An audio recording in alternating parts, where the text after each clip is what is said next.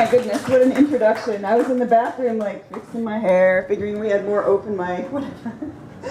Oh, thank you for the long introduction and making it possible for me to use the bathroom. I think I might be challenged with it. Oh, you squeeze it and then you raise it. That's how it happens, just in case you were wondering. So I think disaster is following me tonight.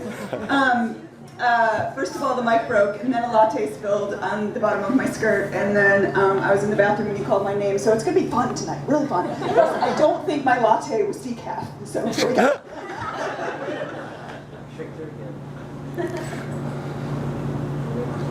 When I say grief, I mean yesterday, I had to sit on the bathroom floor for 20 minutes because the doorknob to art, I gotta start again. I swear to God it was not decaf. You people are making me nervous. What's with that? Knock it off.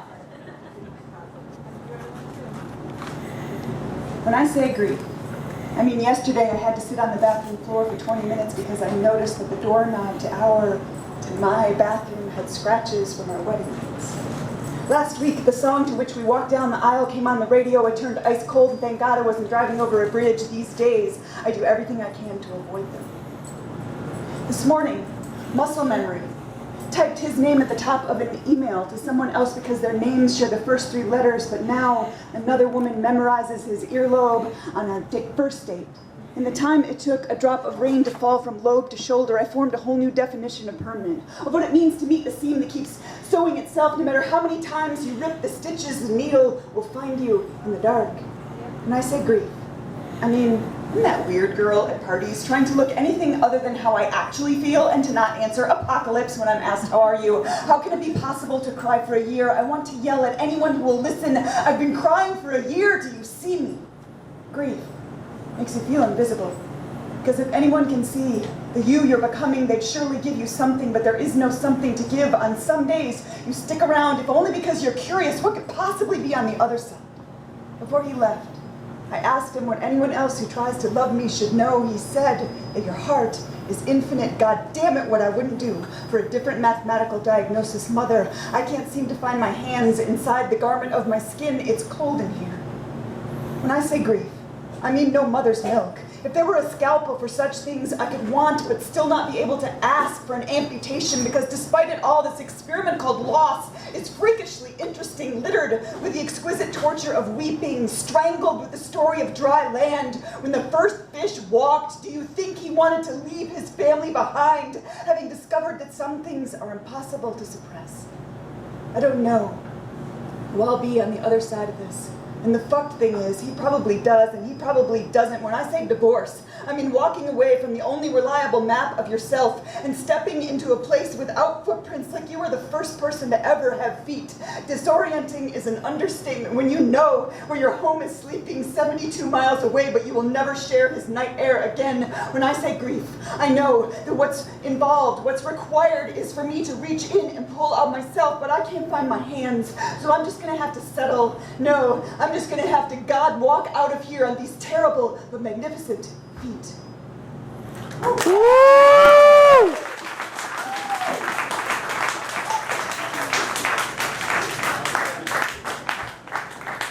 You don't know I left out an entire verse, do you?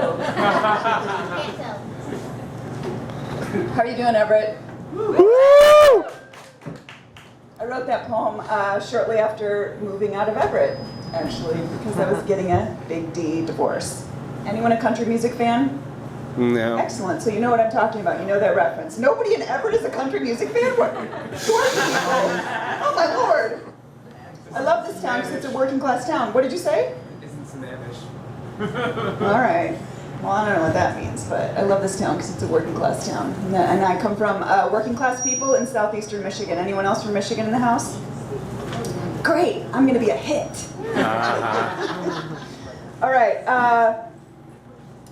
Let's see. A few years ago, I got really sick. And are you hearing the feedback, or is it just me? There's a little feedback. Hey, Dwayne, if you move So- that mic back about 2 feet, it would be farther behind the speakers. and Okay, mic. we can try that. Try that, like, a and little less Okay. groovy. Maybe Because that'll help. That might we'll help. try that. Okay. So no feedback right now, huh? No feedback. Okay, groovy. I love it. Okay, so a couple years ago, I got really sick. And when you get really sick and you think you're going to die, you start thinking about, what have I not done yet? And I started thinking about, what have I not written yet? And I write primarily obsessively about trauma, but I discovered that there was one thing that I hadn't said yet, and it is this. Take that thing that happened to you, unfolded like a concealed rose, hold it up to the nose of someone else, let them tell you still smell sweet, so sweet.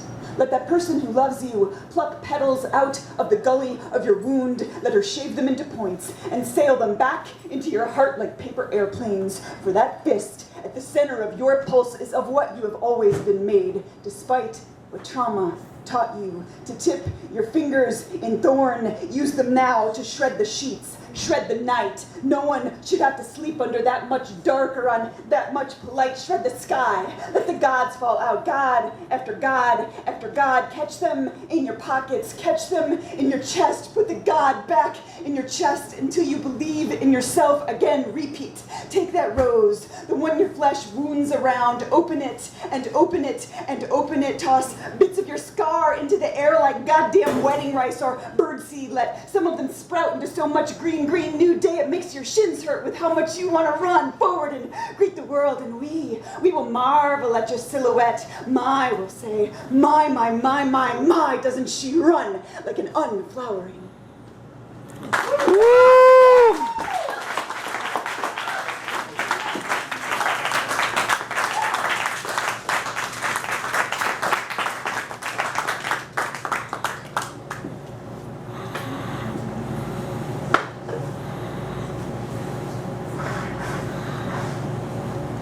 Okay, happy Valentine's Day.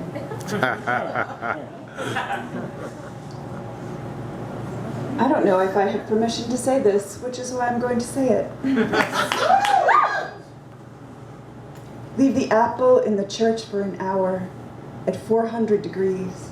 Wait until it's slumped to roll it off the altar. That way the sugar will melt onto your feet.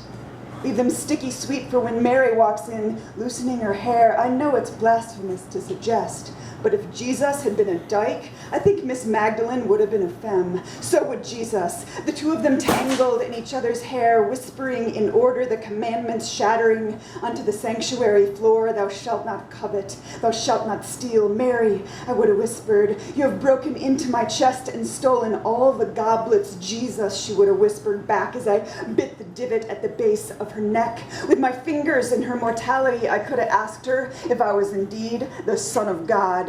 Leave the apple in the church for an hour at the base of the crucified princess. Turn to retrieve it and find the heat from the hymnal to be the sweetest slick you ever suckled for any all-knowings too.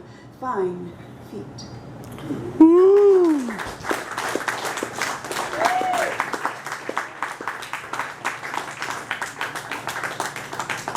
All right, Everett, how would you like to... This feedback is still happening, isn't it? A little bit. No, it's not? Okay, just for me. Yeah. Little bit? Okay, maybe I need to go back further even. Let's see. Let me move this chair. Yeah. It's to not be in front of the speaker, I think. I feel so far away though. Okay, So- let's process that later. So stand up and hold this on there. will you? Okay, so do I have permission to get a little creepy in here? Sure. Yeah. Would you like to get a little creepy? Has anyone ever heard of Lizzie Borden? Oh yeah, love it. Yeah, okay. Yeah, I love her too. Sort of. Anyway, yeah. So this one starts with that Lizzie Borden rhyme, and let's see. I think that's gonna work. Right? It's way better. You got the You can feedback? actually move up a little bit, I think. I can. Okay.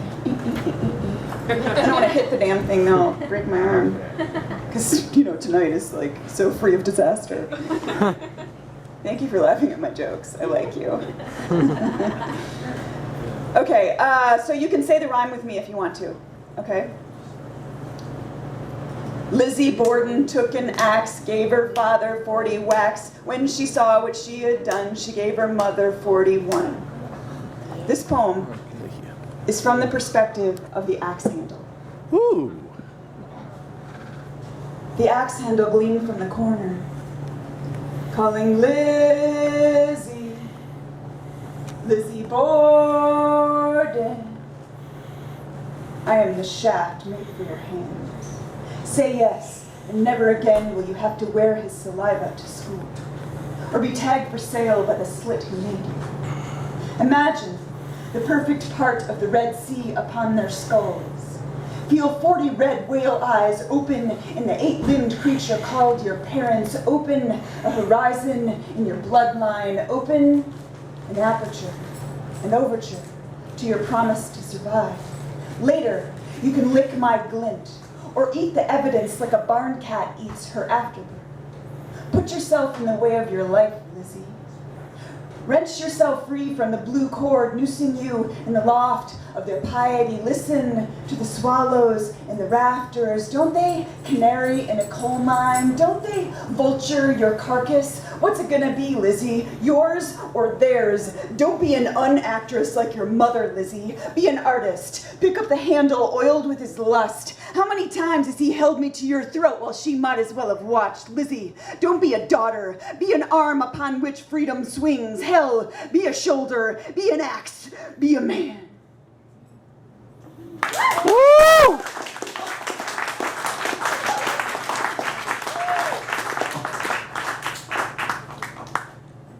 All right.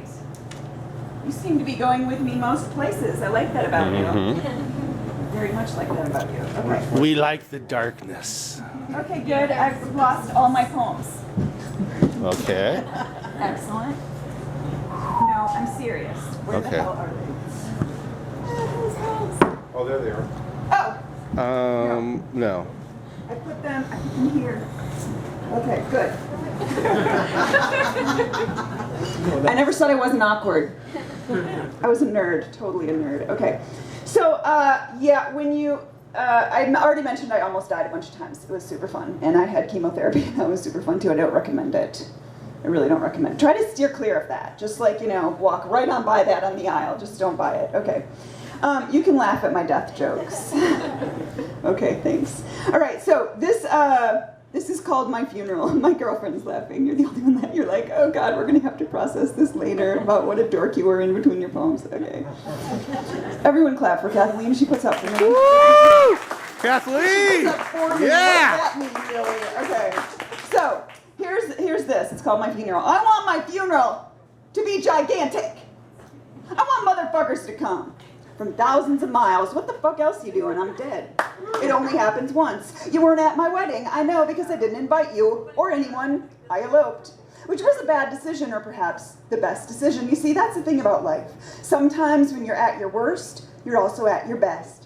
In my coffin, or rather urn, because I think 6 feet by 6 feet is too much space to take up for eternity. My God, if we salvaged all the metal around dead bones under the dirt and planted a garden, we might be able to feed a continent. My point is that in my urn, I will be finely clad in something zebra. I want everyone at my funeral to wear zebra print something, and leopard print something else, because if my people taught me anything, it's that animal prints match each other as well as they do in the wild, which is not at all, which is why we wear them, because we're ironic like that. When I say my people, I mean the ones solely responsible for keeping Aquanet in business, meaning the working class and the gays. Too bad I didn't think of this while I was alive, how Aquanet could have been a grand opportunity to bridge two unlikely places, much like Earth and whatever in the fuck happens when you die, which I think when you die, you die.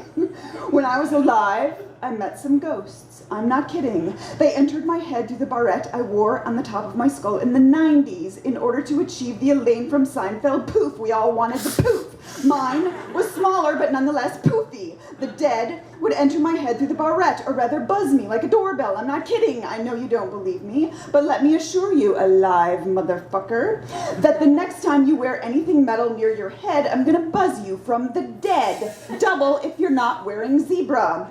What the dead said to me was boring. I won't repeat it, but I will repeat gigantic. Rent a tent. Dance. I love dancing. Eat the sandwiches. Dwayne, make some sandwiches. Cry. Wail if you must, but only with the fervor for which you love yourself and the package in which you gallop. Where is the place you were meant to thrive? Don't be afraid of New York City or Texas. There are just other ways to say, hey, Mr. Gigantic, we made room for you. There is room for you. Whether or not you think the world is unfolding as as it should. This is your opportunity to elongate into her arms, wring every last drop out of the sunset on the rooftop of your wrongest lover. Look, over there is Manhattan. You should never move there or open your mouth to the red round fruit in the earth's outstretched palm. That is just a way to end up happy.